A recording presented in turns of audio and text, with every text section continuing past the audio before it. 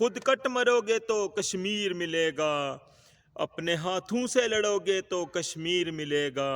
कोई काबिज काम ना आएगा, खुद आगे बढ़ोगे तो कश्मीर मिलेगा।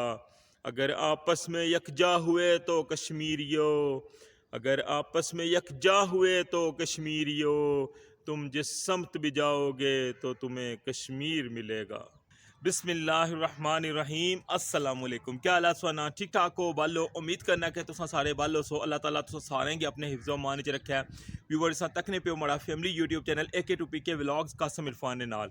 तो व्यूअर्स आज ने व्लॉग च गल करसा जो कल एक बड़ी अचीवमेंट असा की मिली है। असा कश्मीरियां ने आपस ने इतफाक की इतिहाद की अवामी एक्शन कमेटी ने प्लेटफार्म अप्रूव जरा साढ़े जो कोई मुतालबात सन और स्पैशली जरा असा कश्मीरियां की जरा वै जरा एहतजाज तो रोकने वास्ते जरा एक काला कानून आंदा जरा सदारती आर्डीनेंस ने तौर पर व्यूअर्स अल्हम्दुलिल्लाह कल जरा वै ओ कानून जरा वै उसकी बिल्कुल ख़त्म करवाई छोड़िया और उसकी बिल्कुल बुर्द करवाई छोड़िया व्यूअर्स।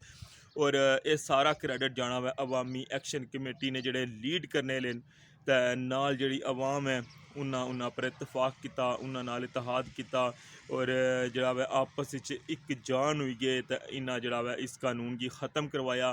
ना कि इस कानून की ख़त्म करवाया व्यूअर्स, बल्कि जरा वै ये हमेशा लई जरा वै असां की जरा इस एहतजाज ने हक तो महरूम किया गया सी और दोबारा असां की दिलवाया।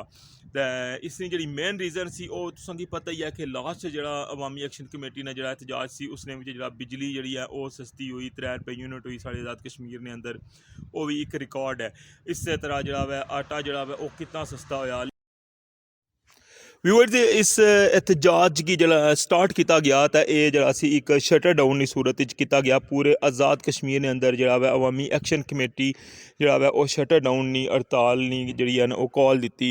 इस तो इलावा जरा वै वो ट्रैफिक जैम भी जनाब ऐसी कंप्लीट पूरे आज़ाद कश्मीर और जितने भी बंदे सन साढ़े आज़ाद कश्मीर ने उन्ना साढ़िया इस अवामी एक्शन कमेटी ने जी कॉल सी उसने पर लब्बैक आखिया और अपने कारोबार बंद किए, अपनी ट्रांसपोर्ट बंद की और अपना सब कुछ छोड़ी के जरा वै अवामी एक्शन कमेटी ने जी कॉल सी उसने पर जरा वै उन्होंने नाल शामिल हुई गए।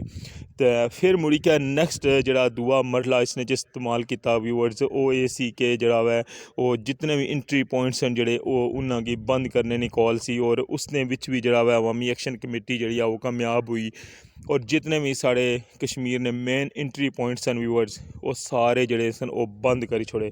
तो उस तो बाद फिर जनाब जरा नैक्सट जरा लायामल सी उसनी जड़ी है ना वो अजे नौबत नहीं सी आई कि जड़ा वै हुकूमत आज़ाद कश्मीर जड़ा वै वो जितने भी चार्टर ऑफ डिमांड जड़े उन्होंने मुतालबात सन वो सारे जड़े वो मंजूर करी किंदे बाकायदा जड़ा वै वो नोटिफिकेशन जारी किया गया और उस नोटिफिकेशन पर जड़ा वै दोवां पासों जड़ा वै वो सिग्नेचर भी होए।